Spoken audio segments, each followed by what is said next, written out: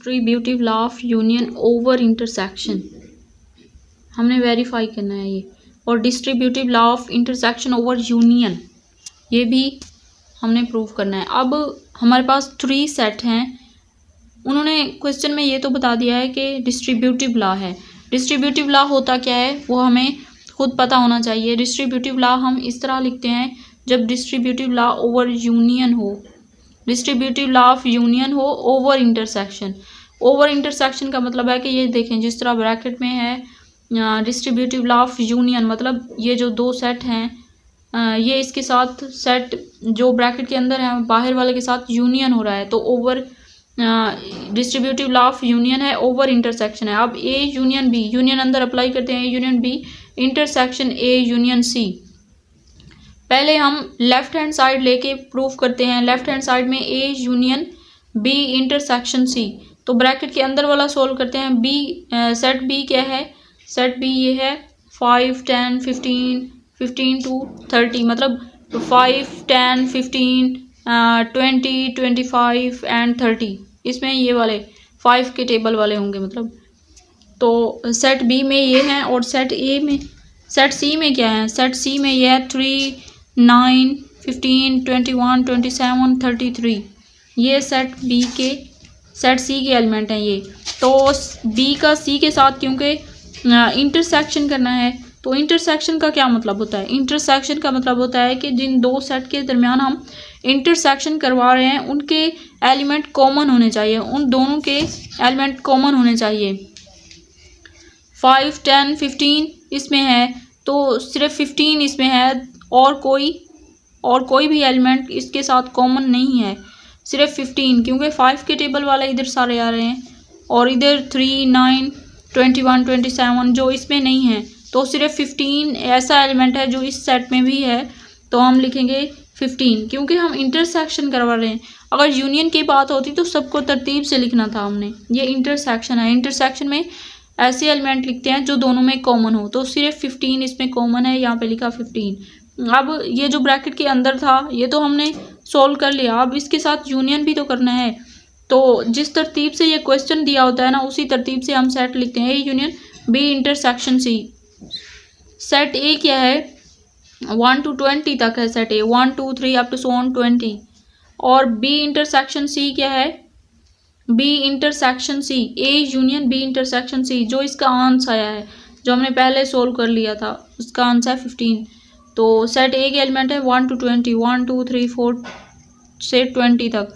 अब ये वाला बी इंटरसेक्शन सी है 15। अब इनका आपस में यूनियन करना है, ये देखें यहाँ पे यूनियन करना है, इंटरसेक्शन नहीं करना। यूनियन में सबको तरतीब से लिखते हैं, अगर 2 बार आए हों तो हम एक ही बार लिखते हैं। सिर्फ 15 ऐसा एलिमेंट है जो इसमें 2 बार आया होगा, पर जो चीज़ रिपीट हो रही है हम उसे एक ही बार लिखते हैं। तो 1 to 20 तक लिखेंगे। ये हमारे पास आ गई है लेफ्ट हैंड साइड। अब हम राइट हैंड साइड लेते हैं। राइट हैंड साइड हमारे पास ये है A union B intersection A union C. ये देखें A union B intersection A union C. A union B क्या है, A union B intersection A union C. A union B अब हम करते हैं, सेट ए पहले लिखेंगे, सेट ए के एलिमेंट ये हैं 1 to 20 तक, 1 2 3 से 20 तक। और बी सेट के एलिमेंट है 5 के टेबल की तरफ जा रहे हैं, 5 1 5 10 15 to 30 तक। मतलब अब इन दोनों के दरमियान हमने करवाना है यूनियन। ये देखें ये ए यूनियन बी हम करवा रहे हैं, ये सेट ए पहले लिखा और सेट बी बाद में, क्योंकि उसी तरतीब से लिखना होता है जिस तरतीब से हम सोल्व कर रहे होते हैं। क्योंकि ये ब्रैकेट के अंदर वाला पहले सोल्व कर रहे हैं, पहले सेट ए आ रहा है और यूनियन के बाद सेट बी, तो सबको दोनों को लिखा और तरतीब से लिखा 1 to 20 तक। अब ए यूनियन सी क्या है, सेट ए के एलिमेंट पहले लिखेंगे और यूनियन के बाद सेट सी के एलिमेंट। सेट सी क्या है, यहाँ पे सेट सी के भी एलिमेंट्स हैं 3 9 15 21 27 और 33, ये सेट सी है। ए यूनियन सी अब हमने लिखा ए यूनियन सी। अब सेट ए के एलिमेंट पहले हैं, यूनियन के बाद सेट सी के एलिमेंट। अब दोनों को तरतीब से लिखना है, क्योंकि हम यूनियन कर रहे हैं, इंटरसेक्शन कर रहे होते तो हम इन दोनों में कॉमन ढूंढते, क्योंकि अब तो यूनियन कर रहे हैं। यूनियन में जितनी बार, चाहे 2 बार 3 बार, कोई भी एलिमेंट रिपीट हो रहा है या नहीं रिपीट हो रहा है या एक बार आ रहा है, तो हमने सबको तरतीब से लिखना होता है। अगर रिपीट हो रहा है तो एक बार लिखना होता है। 1 to 20 तक है। और आगे क्या है यहाँ पे, ये देखें 27 भी है और 33 भी है। यहाँ पे आएगा ये 27 एंड 33, ये वाला भी इसके साथ ही आएगा। मैं यहाँ पे लिखना भूल गई। ये 27 एंड 33, 21, ये तीनों आएंगे इसके साथ, तीनों आएंगे। 21, 27 एंड 33 ये इस सेट का हिस्सा है। अब ए यूनियन बी और ए यूनियन सी, इन दोनों के दरमियान हमने इंटरसेक्शन करवाना है। तो इंटरसेक्शन करवाते हैं। ये देखें, ये ए यूनियन बी का आंसर है और ये ए यूनियन सी का।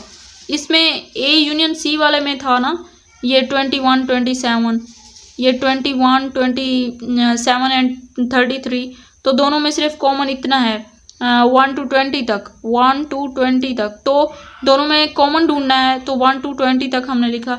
ये हमारे पास है right hand side. Left hand side क्या थी, लेफ्ट हैंड साइड भी थी, 1 to 20 तक था।